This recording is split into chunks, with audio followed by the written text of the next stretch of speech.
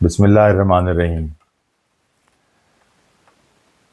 ایران نے ثابت کیا ہے کہ اس کی زنبیل میں کیا کیا چیزیں ہیں، یا کہ کیا کیا چیزیں ایران نے چھپا کے رکھی ہوئی ہیں جو دنیا میں کسی کو پتہ ہی نہیں ہے، اور ایک کے بعد ایک ایران سرپرائز دے رہا ہے۔ اور اب یہ دیکھیں کتنا بڑا سرپرائز ایران نے دیا ہے کہ اس نے ڈیگو گاشیا، جو انڈیا اور سری لنکا سے بھی آگے ہے، تقریباً کہتے ہیں کہ 4 سے 5 ہزار کلومیٹر یہ میزائل ایران نے مارا ہے، اور بلکہ 2 مارے ہیں۔ کہتے ہیں کہ ایک رک گیا، روک لیا، پتہ نہیں وہ بھی جھوٹ ہے کہ غلط، اور دوسرا جا کے ہٹ کیا ہے باقاعدہ۔ اب کیونکہ یہ وہاں ہٹ ہوا ہے تو یہ تو کوئی ویڈیو یہ دیں گے نہیں، لیکن آ جائے گی بعد میں تو سب ویڈیو کھل جائیں گی۔ اور ایک کہتے ہیں سیدھا ہٹ ہوا ہے جا کے، اور کیا پتہ دونوں ہٹ ہوئے ہوں، اور یہ کہہ رہے ہوں جی ایک ہم نے روک لیا جی ہمارے کسی جہاز نے، بحری جہاز۔ اور ڈیگو گاشیا کے بارے میں یہ جان لیں کہ ڈیگو گاشیا ایک جزیرہ ہے جو کسی زمانے میں انڈیا کے پاس تھا، اب برطانیہ نے اسے قابو کیا ہوا ہے۔ امریکہ نے برطانیہ سے اس کی جو رن وے ہے اور اس کو سمجھ لیں کہ کرائے پہ لے لیا ہے، کہ یہ جب سے جنگ شروع ہوئی کہ ہمیں کرائے پہ دے دو تاکہ وہاں سے ان کے B-152 اور B-52 سارے جو جہاز خطرناک ہیں وہ وہاں سے نکلیں گے اور نکل کے ایران پہ حملہ کریں گے۔ اب کیا حملہ کریں گے، کیا ایران نے وہاں تک، اتنی دور تک کسی نے اس کو بھی سوچا دنیا نے نہیں ہوگا کہ ایران نے وہاں ہٹ کر دیا، اور آگے وہ کہاں کہاں ہٹ کرے گا۔ وہاں ہٹ کیا ہے، دنیا کی آنکھیں کھلی کی کھلی رہ گئی ہیں کہ ایران کے پاس کیا کیا ہے، اس نے کیا کیا رکھا ہوا ہے۔ وہ ایک سے ایک بڑھ کے سرپرائز دے رہا ہے پوری دنیا کو کہ تم جس طرح مجھ پہ کرو گے جیسے اس سے بڑھ کے میں تمہیں سرپرائز دوں گا، بڑھ کے میں جواب دوں گا۔ یہ اب تک جتنی دیر تک یہ بات چلی ہے ایران نے یہی ثابت کیا ہے، اور اس میں ایران بڑا کامیاب گیا ہے۔ اور اس جزیرے تک اٹیک کرنا بہت بڑی بات ہے۔ اب تو امریکہ بھی سوچ رہا ہوگا، ایون اسرائیل بھی سوچ رہا ہوگا، اور ایون دنیا بھی سوچے گی کہ ایران کے پاس آگے کیا کیا ہے اور کہاں تک مار کرنے والا ہے۔ کہیں اس کے بعد ایسے میزائل تو نہیں ہے جو امریکہ تک مار کریں، یہ بھی سوچ رہا ہوگا امریکہ اس وقت۔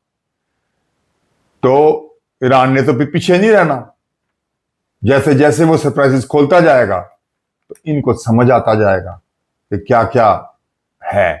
اب یہ تو وقت ہی بتائے گا، اگر مزید جنگ ہوتی ہے کہ ایران کی بیسک رینج کہاں کہاں اور کتنی دور تک ہے، یہ تو سارا وقت ہی بتائے گا۔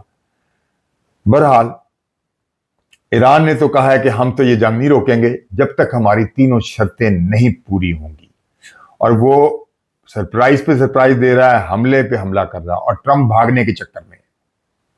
اور دیکھیں وہ بھاگنے کے چکر میں ہے، جبھی تو اس نے کہا کہ میں تو جا رہا ہوں، جنگ کو روکو۔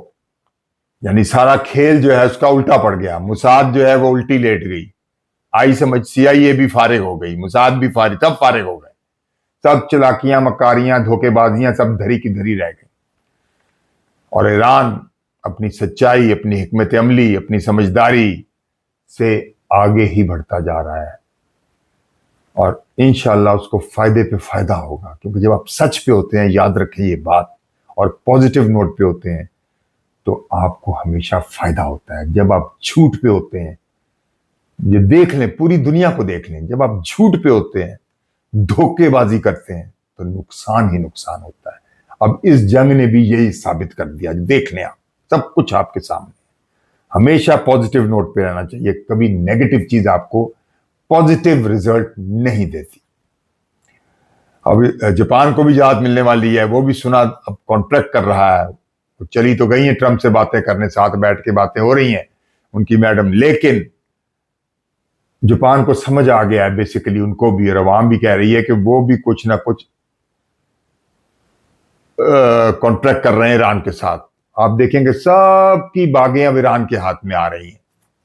تو یہ کیا کھیل ہوا؟ کھیل الٹا نہیں، جو امریکہ چاہتا تھا کہ میں یہ قبضہ کر لوں، میں فلاں قبضہ کر لوں، میں ایران کو قبضہ کر لوں، وہاں لوگ نکل آئیں گے، وہ جو خواب دیکھے تھے وہ سارے الٹے پڑ گئے۔ اور خواب خواب ہی ہوتا ہے، حقیقت حقیقت ہوتی ہے، حقیقت سے واسطہ پڑا تو سمجھ آ گئی ساری چیز۔ تو اب مجھے لگتا ہے جاپان سے بھی ان کی ڈیل ہونے والی ہے.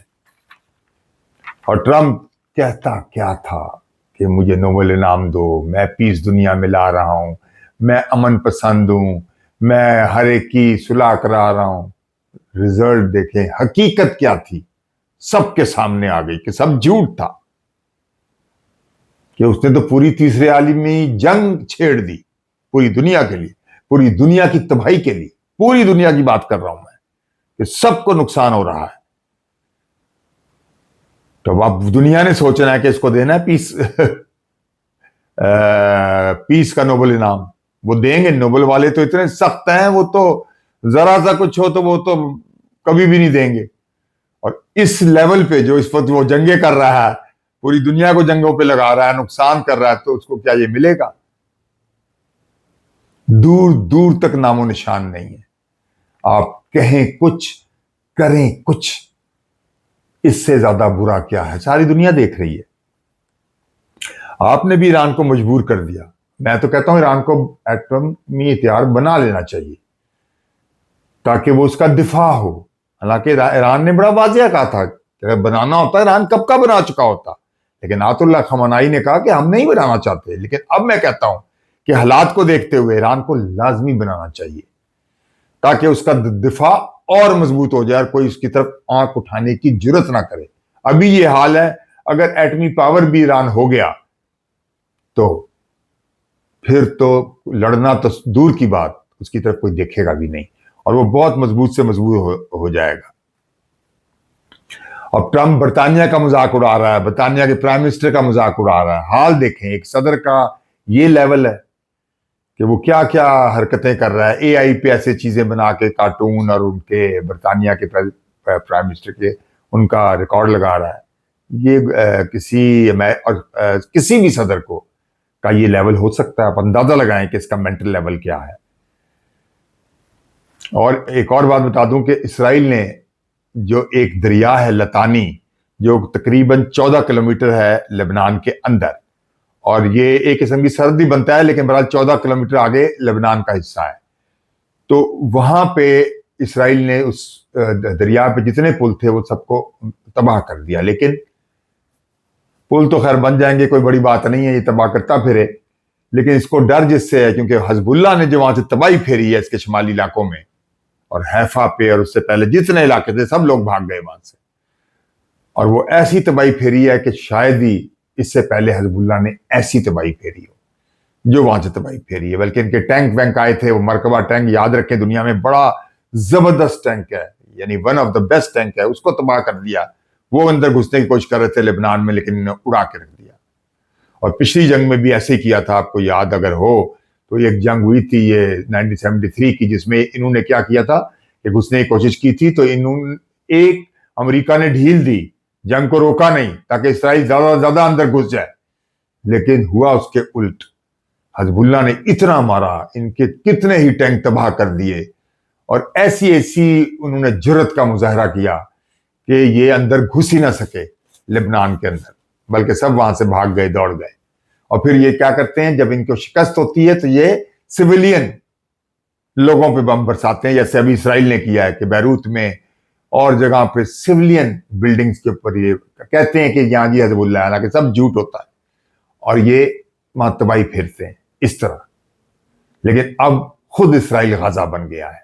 کیا سبق ہے! اللہ کی لاٹھی بے آواز ہوتی ہے، اور اسرائیل کو زبردست سبق مل گیا ہے.